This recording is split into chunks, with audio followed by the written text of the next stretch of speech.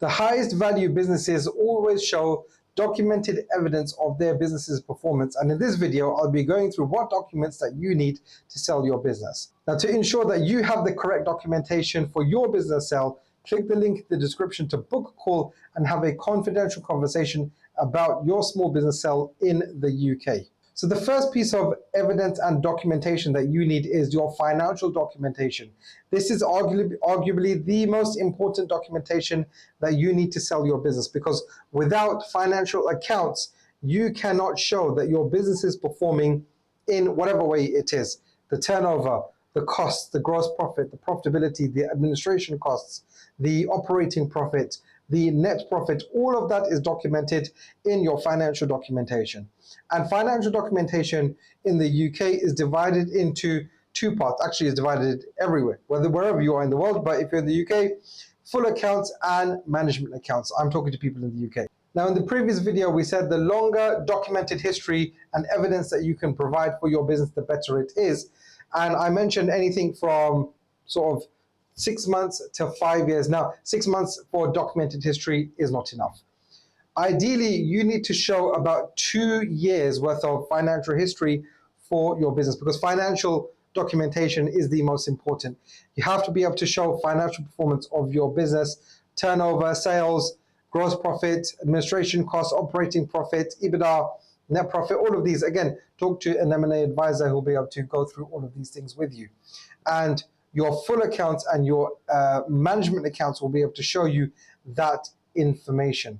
Now, 2 years is crucial. Without 2 years worth of information, you won't unfortunately be able to get the kind of result that you want.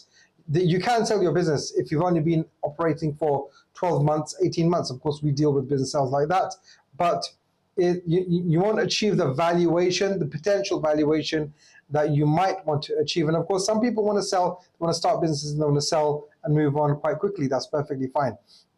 But most people, they have some history. So if you've got 2 years worth of history, up to five years worth of history, that is the best situation. Now, to achieve the highest valuations, you need to have full accounts for at least 2 years in which you can explain and justify every pound that is spent on your earned and spent on your financial statements. If you can do that, the amount of confidence that investors and buyers will have in you is unprecedented. They will have so much confidence in your business if you can explain every single pound that is earned and spent, that they will be willing to pay within reason any price that you ask. And when I say within reason, within the sort of norms in your marketplace. Sometimes when you can explain every single pound, then you can actually achieve higher than your industry norms, because you can do that and other businesses can't. So buyers and investors like to see clean, full, detailed financial accounts. This includes the summary and detailed P&L. So if you're a small business, then it's not regulated that you have to have detailed P&Ls, but you should have your own detailed P&Ls that your accountant gives to you on a yearly basis. So your summary and your summarized and your detailed P&L accompanied with a positive balance sheet. And here I say positive balance sheet, because if your balance sheet is negative, now of course if it's a few pounds negative, sometimes there's a rounding error, there's an accounting error at the end of it. Work with your accountant to explain that. That's perfectly fine. You know, the main thing is that things aren't ambiguous on your balance sheet, and aren't ambiguous on your P&L.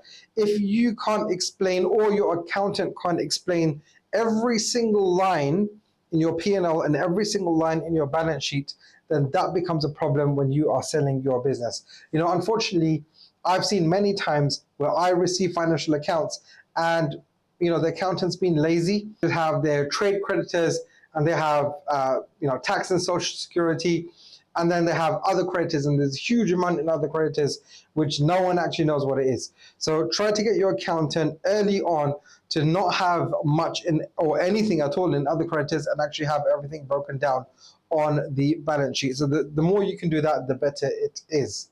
Now, along with the full accounts, you need to show management accounts. So it's good to show management accounts. Not every business actually produces management accounts, but your accountant or your bookkeeper actually should be able to just download the management accounts from the bookkeeping software that they use, whether that's Xero or Sage or Free Agent. There's a number of obviously softwares that they use, they can select the months and then they can download those as management accounts at the very least.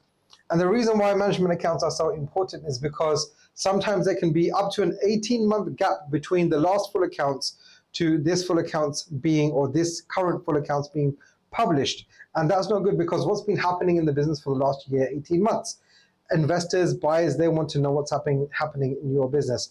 And the management accounts will show them what's happening in the business. All of that drives up the price of your business. Now, sometimes business owners are unaware of all of these things, so click the link in the description and book your call to have a confidential conversation about your small business sale in the UK. Now, if you're operating from a premises, you need to have your lease documentation to ensure that what's the length of the lease and is it watertight, what are the conditions surrounding your lease. These things are very important to ensuring that you can sell your business. If you are regulated, then your accreditations and licenses that you need to conduct business is very important. For example, if you are in the medical field, then are you on the NHS register? Have your NHS contracts, are they in date? Are they current? Are they up to date?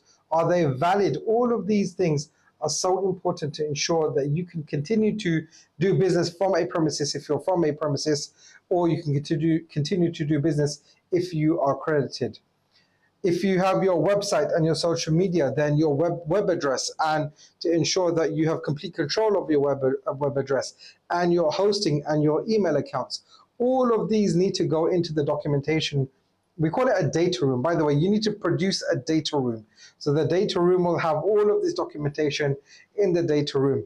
You know, the M&A advisor that you work with should create a data room. Even having a password protected Dropbox file is enough. A lot of people don't even have that. So data room building is actually one of the easy ways and surefire ways to check whether your M&A advisor is worth their salt. If they're creating a data room for you and asking you for documentation to put into the data room, then they are a good M&A advisor, or at least they are doing things which are in your best interest for your business sale.